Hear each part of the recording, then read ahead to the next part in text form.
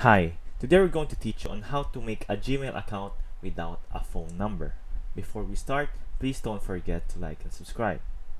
Now let's begin. You might ask on why we are using YouTube as means for this tutorial. And here's the trick. This is something that we've discovered on how to make a Gmail account without having a phone number.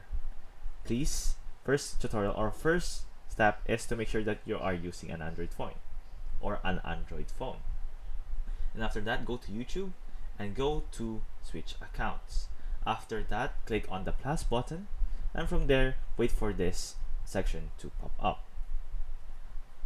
And now, as you can see, we have the option here to create an account. It's either for my own personal use or for work or my business.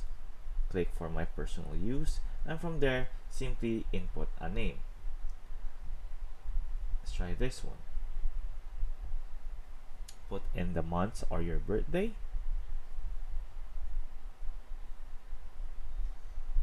And from there, your gender.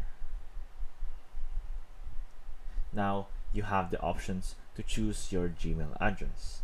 For this instance, we're going to create our own. Something like this. Oh, it's already taken. Make it 3. There we go. And now you're going to be asked for a strong password.